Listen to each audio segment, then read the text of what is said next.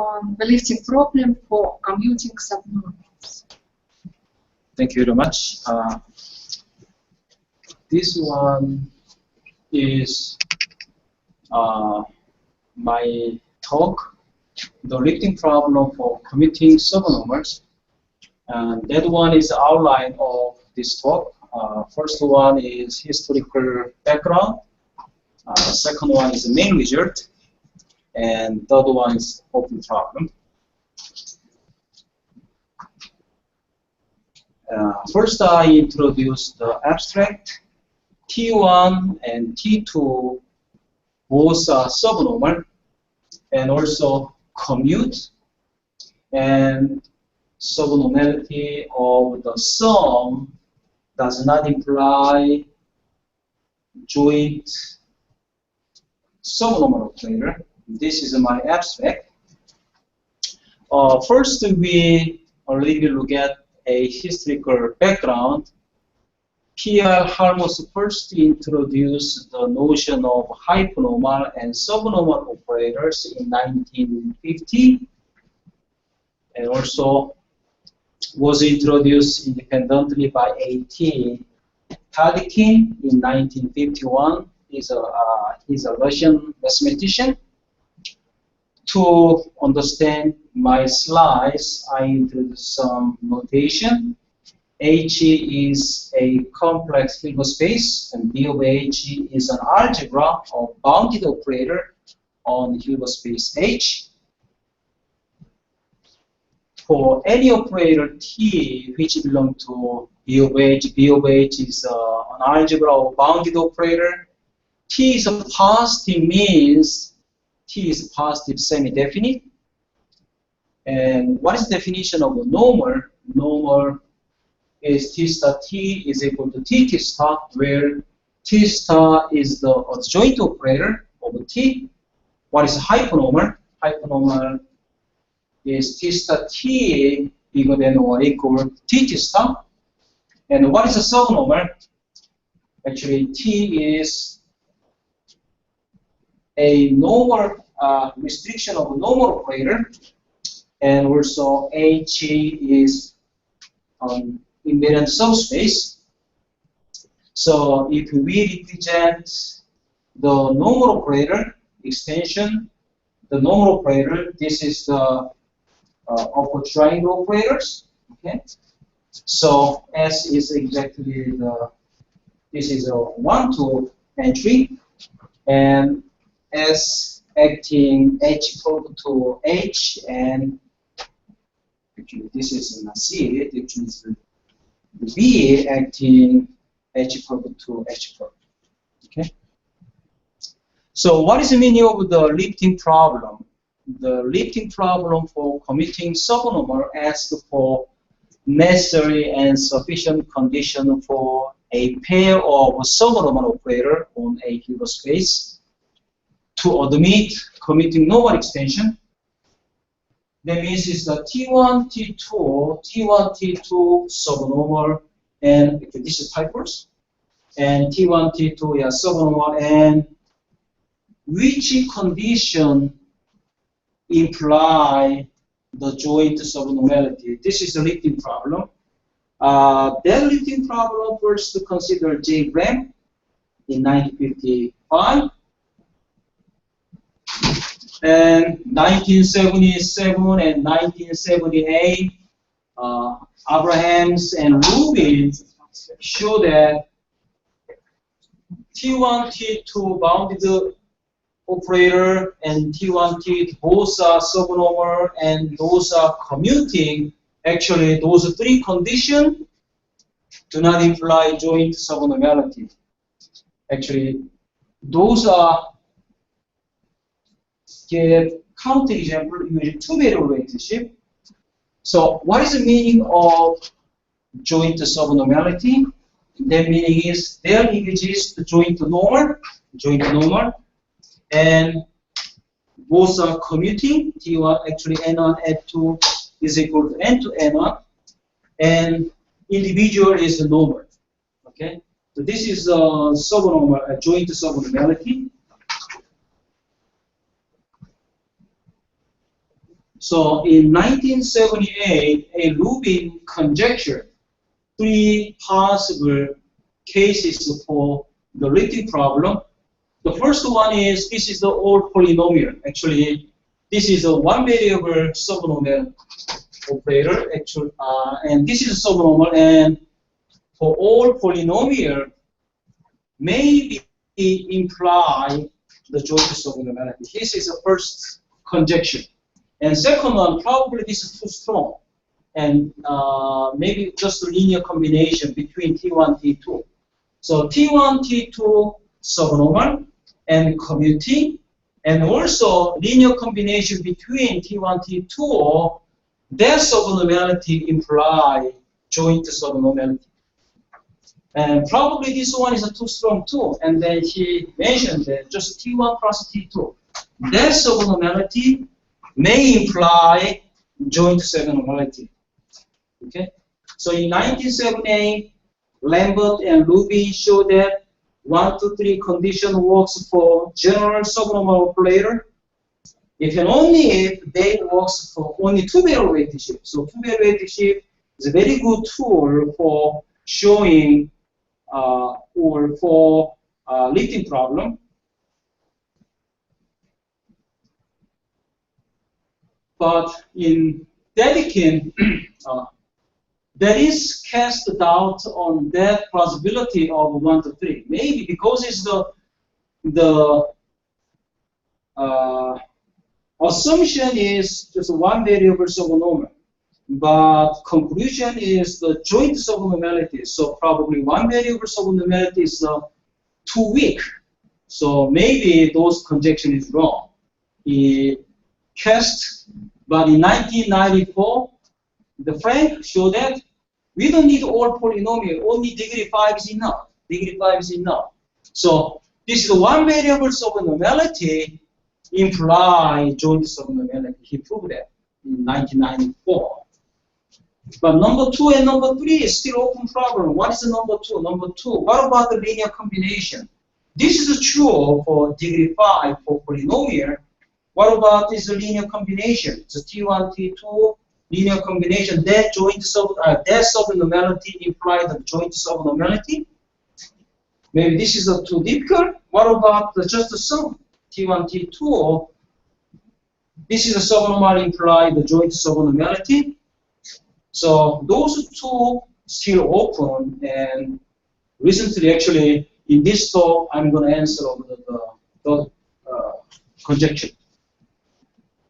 So in 1988, Coulthard, Muley, Shah conjecture again for joint subnormality. That is lifting problem. For joint hypernormality, that joint hypernormality was first introduced by Atabale in 1988. What is the meaning of the joint hypernormality? So T1 definitely hypernormal. And T2 is also hypernormal, and those 2 by 2 operator metric is positive semi-definite. So what is the commutant? This is the close bracket ST means is ST minus TS. So Atabale understand the joint hypernormality is a much strong condition for linear combination.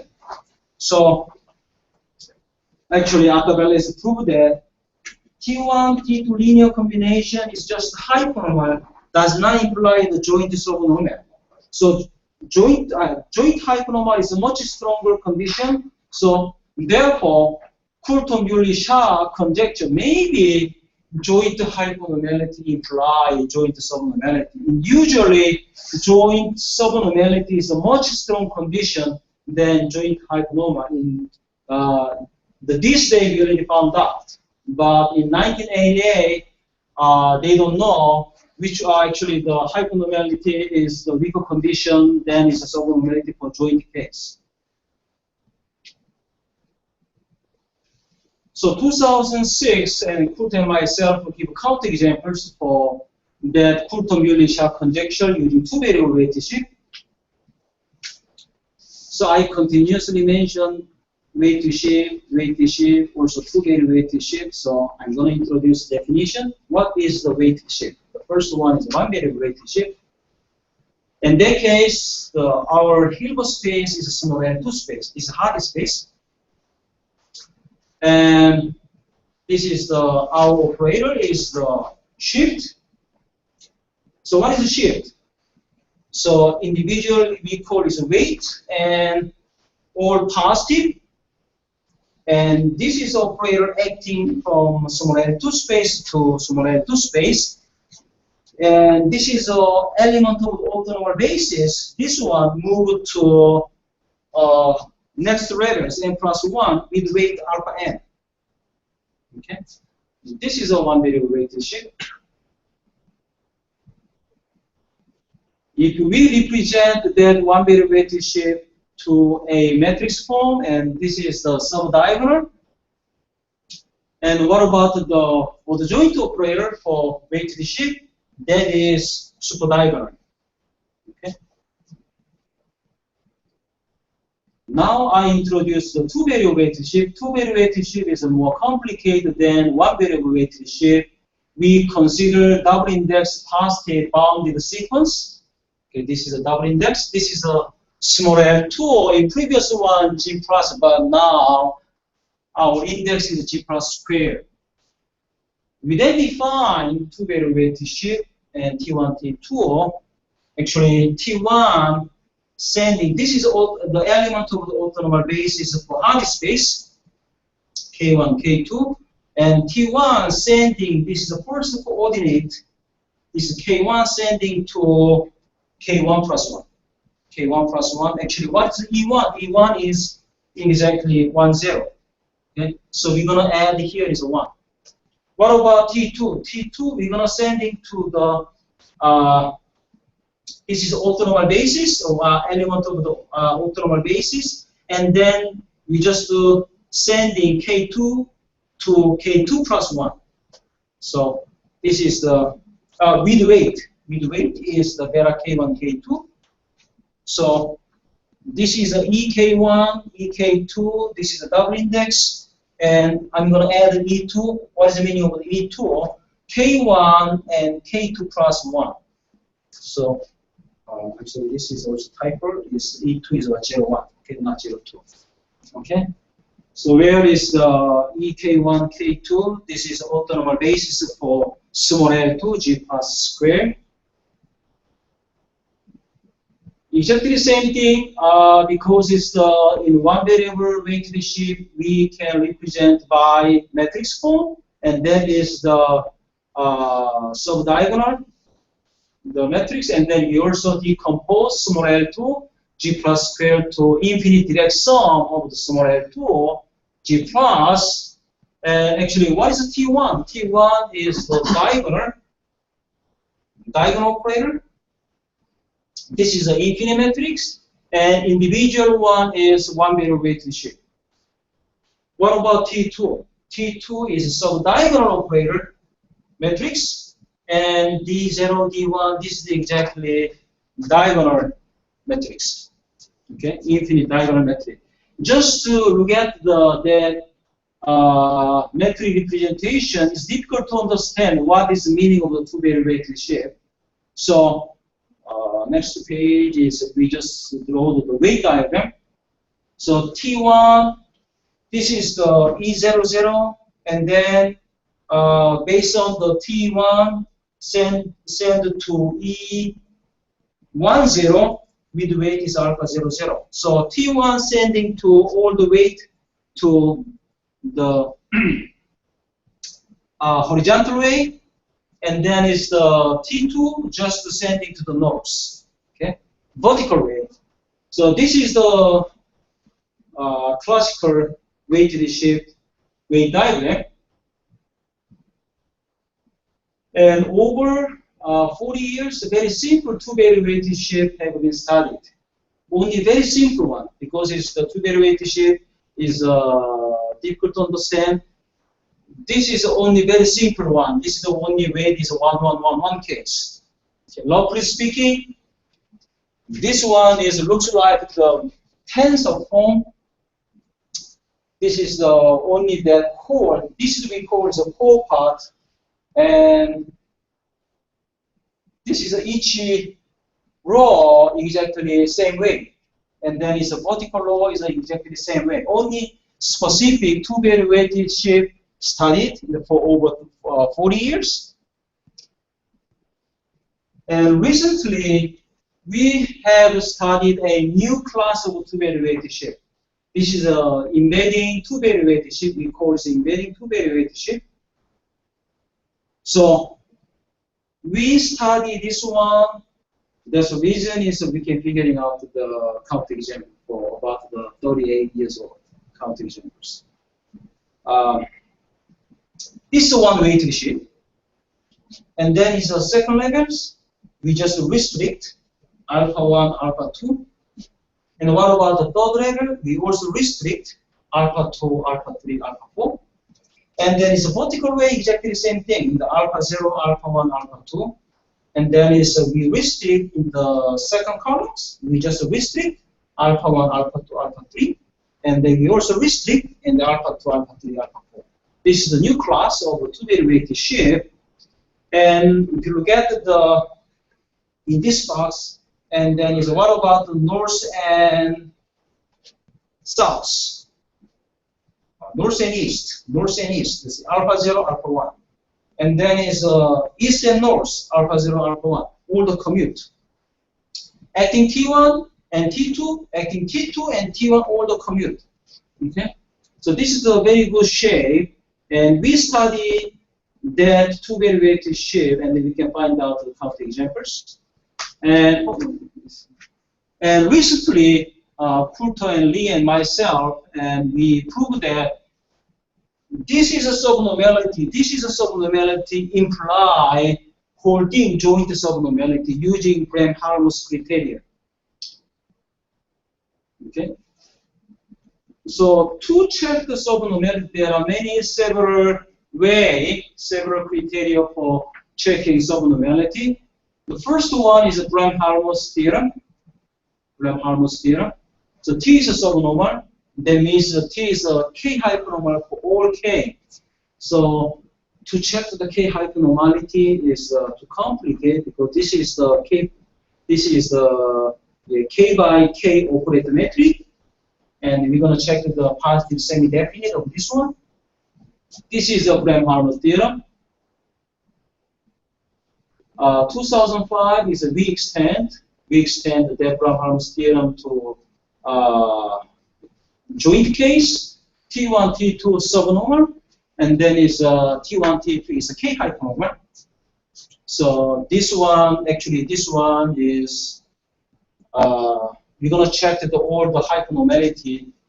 This one, this is a K times K plus 1 over 2 by K times K plus 1 over 2. It's a very huge operator matrix. Okay. What about the Agler test? This is the Agler theorem. This is a contractive. Contractive means the operator norm is less than 1. This is a contractive. Contraction is a subnormal if and only if that summation. This is a acting still is a plus minus. Okay.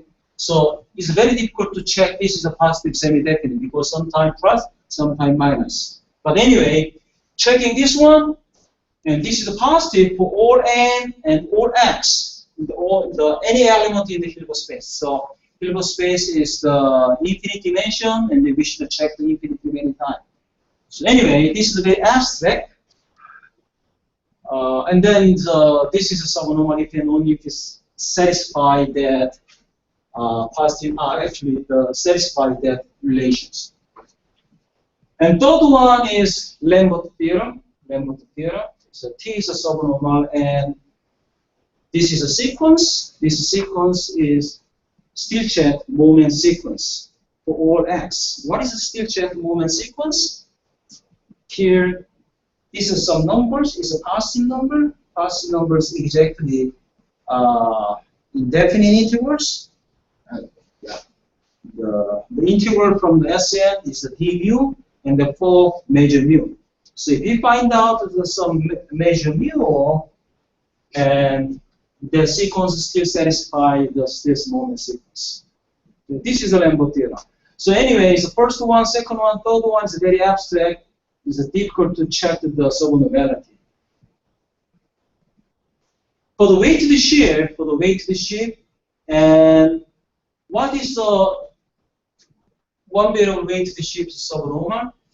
And uniquely exists a Borel probability measures between, actually probability measures defined on dead intervals, okay, and still satisfy their relations. So this one is we call the gamma numbers. Okay. Actually, this is the moment, and this one is the gamma k. Gamma k is alpha 0 square, alpha 1 square, continue, alpha k1, k minus 1 square. This is the Borel theorem, okay, for weighted sheet. We still extend this one for two-variable weighted sheet. Two-variable weighted sheet is more complicated. So integral is the two-variable actually is the double integral. Okay, and then still satisfy that is the moment. Okay, so the moment is very complicated. Okay, anyway, to check the subnormality is very difficult, even though we know the weight diagrams. Okay, and then continue. So this is a little bit special case. This is based on the quarter, and alpha 1, alpha 2, alpha 3. This is a subnormal. This is subnormal. And if there is a subnormal and then using the Borel theorem, there is a probability measures. We call it the Borel measures. Okay. And then we're going to add alpha 0. This is passing numbers. And still, this way to shape the subnormal if and only it satisfies those two conditions. Okay. The first one is 1 over s. 1 over s is an L1 function. And then we check the 1 over s, then norm, the inverse less than alpha 0 square. So that case, we plug in there, and then this is a subnormal. And Coulter and myself, we extend their result to two-variable weighted sheet, okay, to understanding the two-variable weighted sheet backward extension. We call it backward extension. Two measures, between two measures, a measure mu is less than measure nu. So that case, any subset, and we're going to calculate the value, and that value is less than or equal is the nu e. So that case is the mu is less than or equal to nu. This is the definition for less than or equals between the two measures.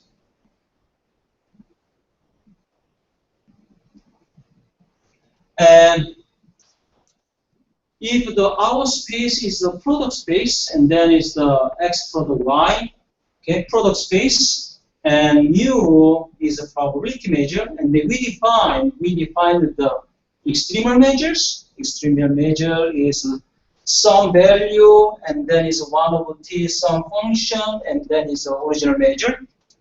We also define the marginal measures. Marginal measures. The marginal measure is kind of the projection of the original measure in the one space. Okay. So this is a detailed definitions. Okay. We understand the marginal measure, and then we understand the extremal measures, and then we extend to two-variable weighted sheet backward extensions.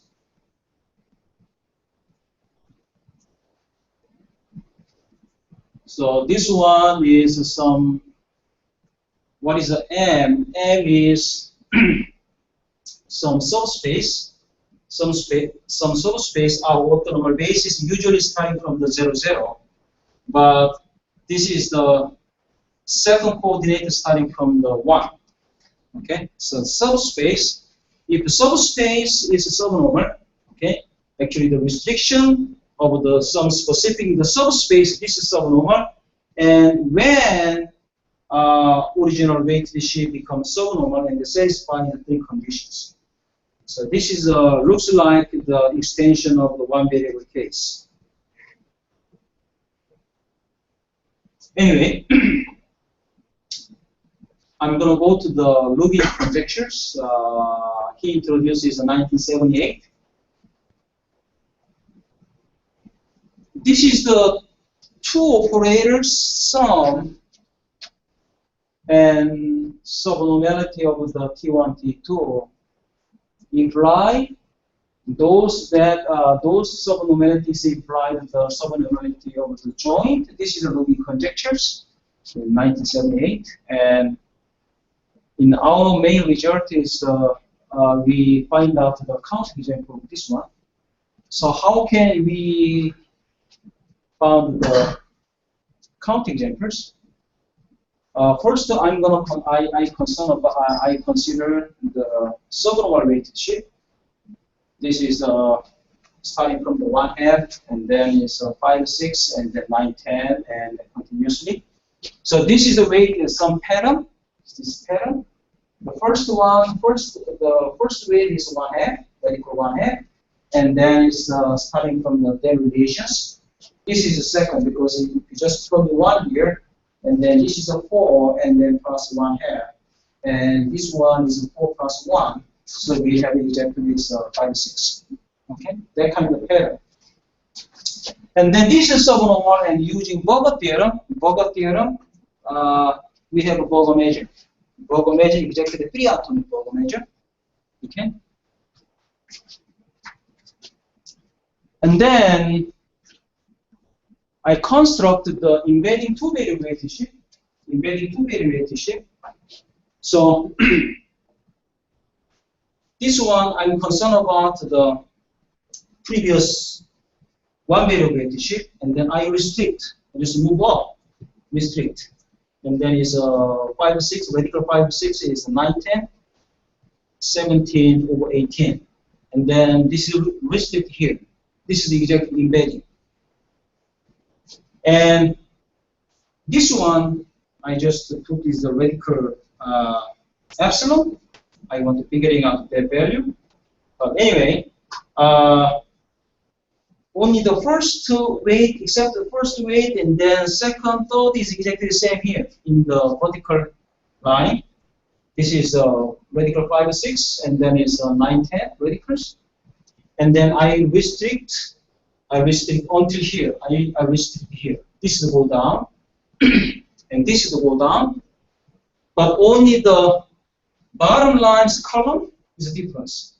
Okay, I'm going to create that weighted sheet. And the advantage of that weighted sheet, the 2 variable weighted sheet, to check the subnormality of T1, T2, we only check the 0 point for Lambert, the Egler test.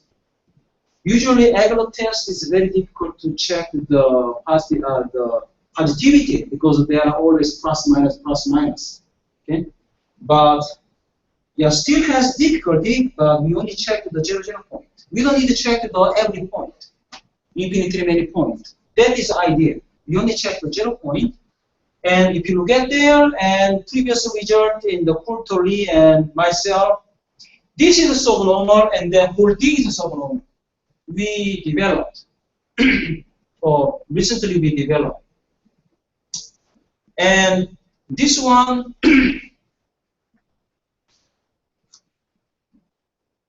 yeah, and then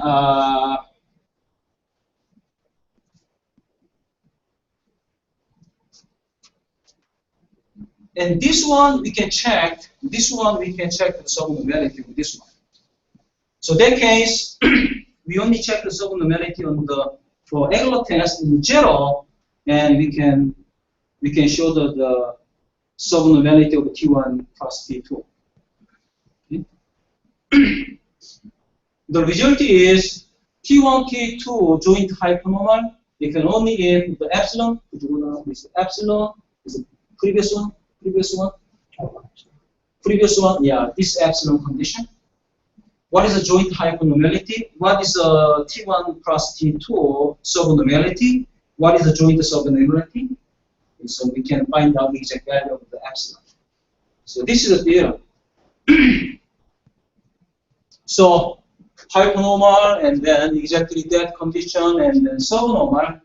So actually this interval is bigger than this. So we find out the interval between here is bigger than, epsilon is bigger than is 5 or the 5 or 12, and less than here. And then is that yeah, actually epsilon, yeah. This is the last. So between the some epsilon is bigger than this and then less than this one, and then is a joint hypernormality doesn't work, but T1 plus T2 subnormalities work. So this is exactly the counter example for 38 years old.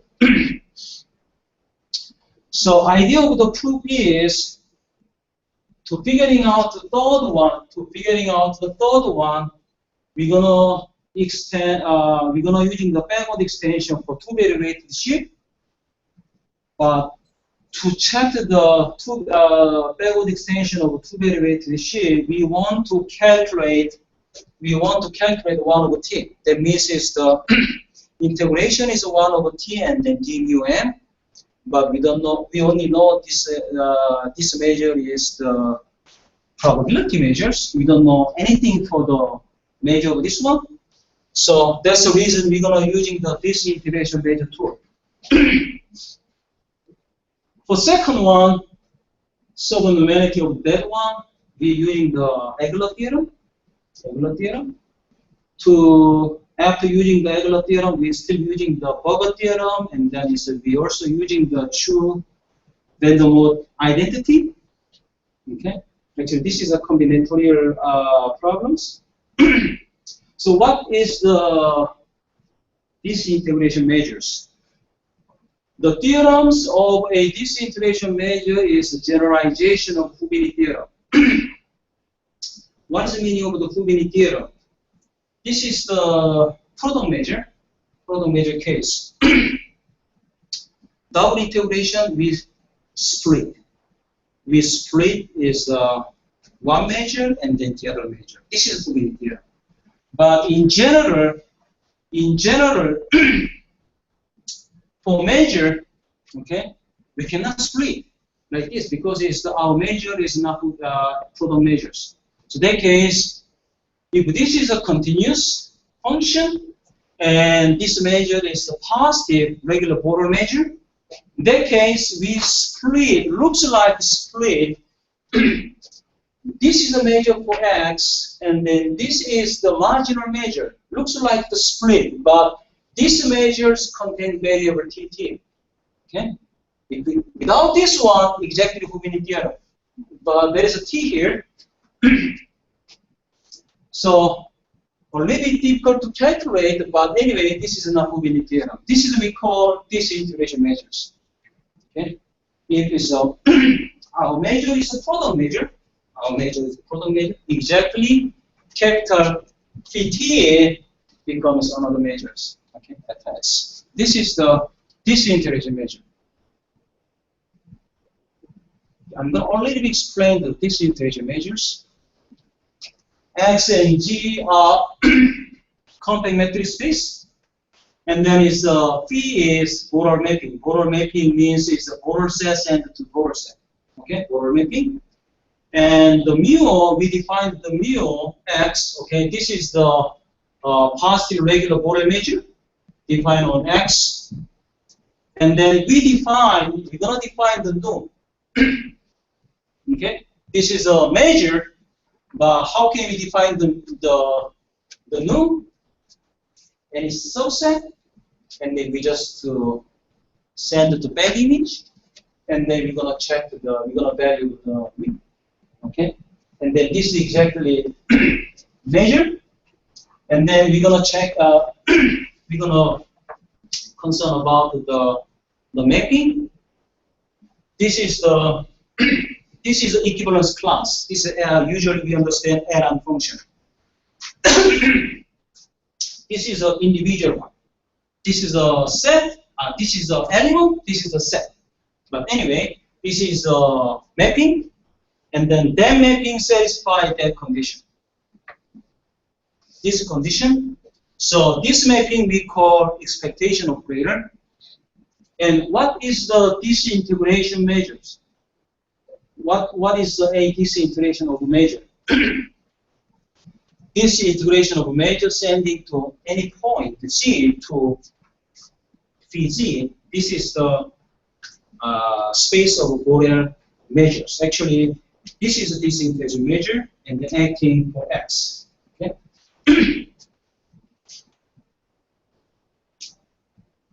So if and then so that disintegration measure satisfies two conditions. This one is a probability measure, and then satisfy their relations. So if the function f is characteristic function, and then is our is the p is the above the previous one. Actually, this p, the perceived, this one, and this is the identity one. This one. Identity one. And then what about this one? What about this condition? This condition based on what about is this one, probability measure of this one, and this one, right? This is actually measured. This is actually measured defined on X, okay? And the relation of this, we can define exactly this one. And then it's this relation just above the previous one. Yeah, this formula, okay? Just do what? So we have exactly this one. What is the meaning of this? This is a composition function. So this is exactly acting on this. Okay. If our space is the product space. What is the meaning of the disintegration? This is the capital PZ. This is actually this is a major probability measure defined on X, but actually only defined for Y. Because it's our support exactly mainly in Y here.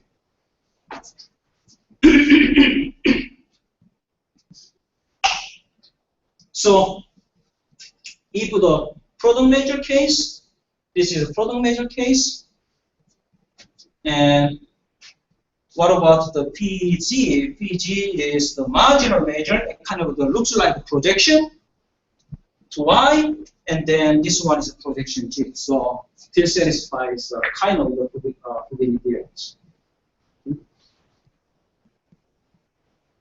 I'm not saying in here, just to go, I'm not saying this is a product measure. I'm saying X is a product space. Definitely this is a product measure and then split by Hugin theorem. But this is not product measure. This is just these probability measures. And our space is a product space.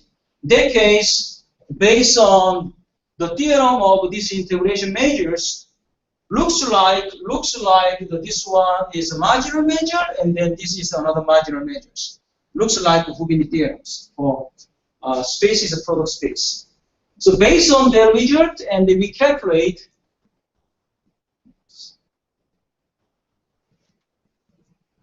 is 1/t. 1/t. We can calculate exactly this one. So after we calculate the exact value of this, we find out the necessary and sufficient condition for joint subnormality. So exactly this one. This is marginal measures. So if this is the marginal measure, and there is 1/t, exactly is the errand functions.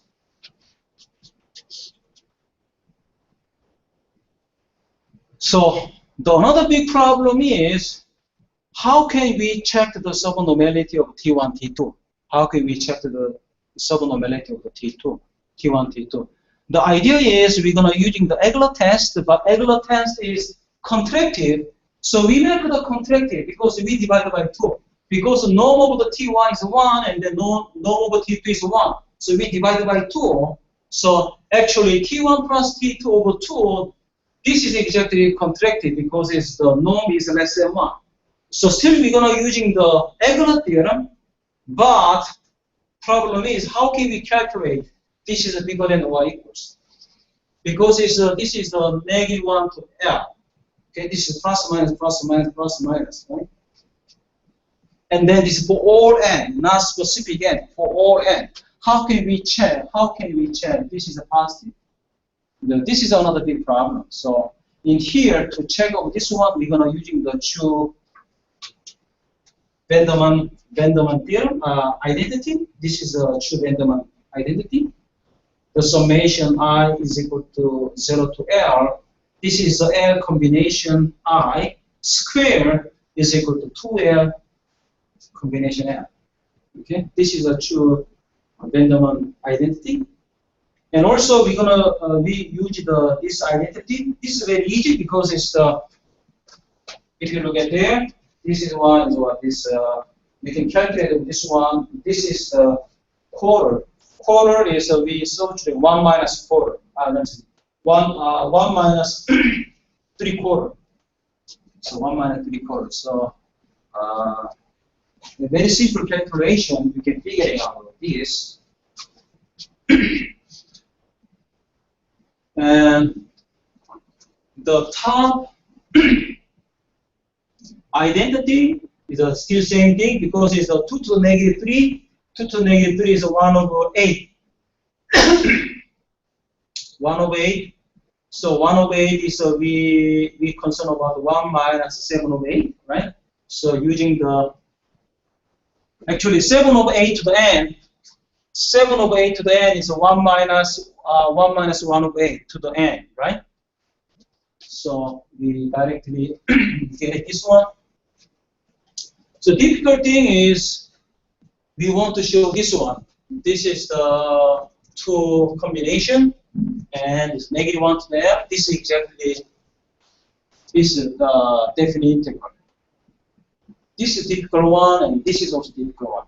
For this, we using the Lambert theorem and Burger theorems.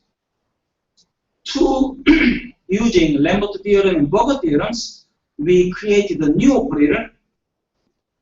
This is a new operator, and then based on that new operator, we also created the new shift of this one.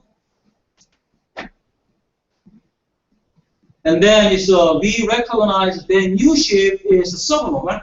This is by the Lambert theorem. I don't know, not Lambert theorem, because it's this is kind of the.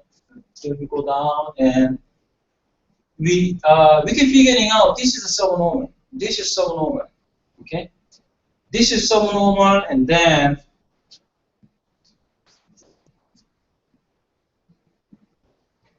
based on that subnormality, and you just make that weighted shift, and we also see that this is subnormal.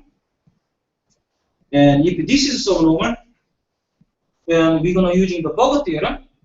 We're gonna using the actually this identity. We're gonna using the Lambert theorem. And what is the then measure? This measure exactly Burger theorem. Okay, this is the Burger measure. We recognize this is the Burger measure. And then what about that is norm square? Norm square is using the mathematical induction. Okay, and we're figuring out of this one. This is a little difficult, but is to calculate of the L1. What about L1 case? There is one case. There is one case.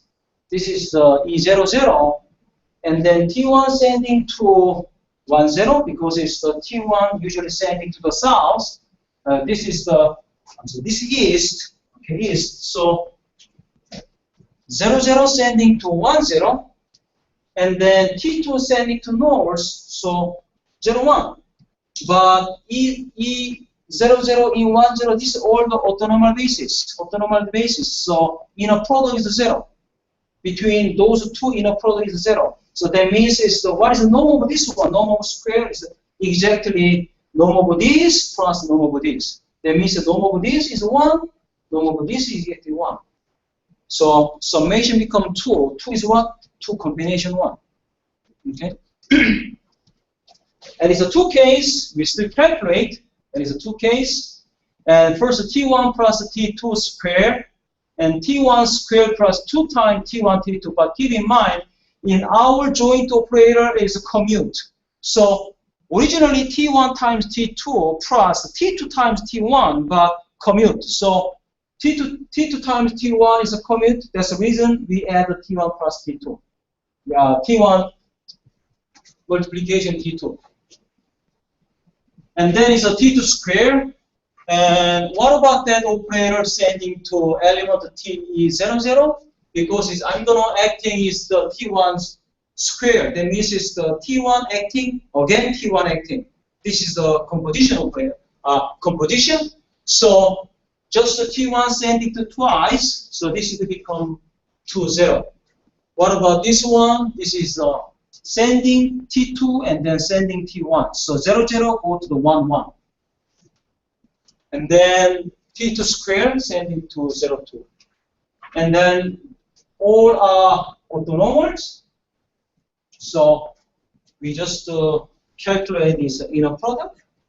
And after calculating inner product, this is the inner product. And then what is the meaning of the inner product between the E2, 0 to 0, 2? Inner product is 0 because it's an orthonormal basis. So that means it's only the norm of the individuals. This is the norm of this one. This norm is 1. This norm is 2. This norm is 1. So it becomes 6. 6 means it's a 4 combination 2. 4 combination 2 is a 2 times 2. 2. We continue, and then by induction we can prove this one. So therefore, T1 plus T2 over 2 subnormal if and only if satisfy that inequality, long calculation. So if in that condition, if this condition, this is a positive, this is a positive. Therefore, we cannot find out it's a necessary insufficient condition. We only find out the necessary condition of this one. So this is a subnormal if epsilon between there, and then this is subnormal. Previous one, using this integration measure tool, and we figuring out what is the joint subnormality and exactly that condition. So this interval is bigger than this. So if epsilon, we're going to choose epsilon bigger than this, and then less than this. And then not joint subnormal, and T1, T2 subnormal. So based on this one, I can prove the very long-standing open problem. So this is the open problem. So we left the Rubin's second conjectures. Second conjecture. This is for all R. R is a complex numbers.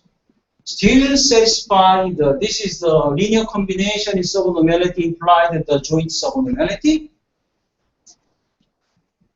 This is a much difficult because it's in the combination that the previous identity contain R. Okay, so this is more complicated. And the Frank result, Frank showed that this is the single operator, the subnormality, but all polynomial, the degree less than 5, and then imply the joint subnormality. Our question is, why is degree 5? What about degree 4, degree 3? Still works or not? Okay, so this is our open questions. So that's the end of my talk.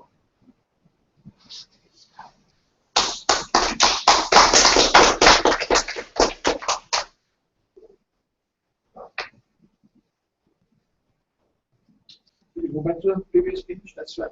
Yeah. Results.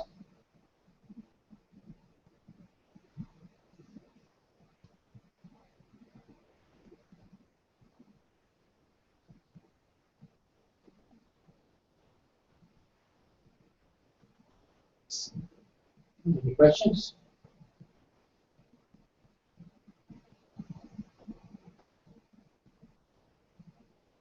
Why is it?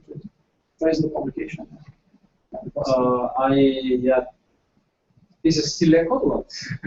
Okay, and later we can talk about it. I have to finish the one and I'm not mention which journal we submit now. This is like from my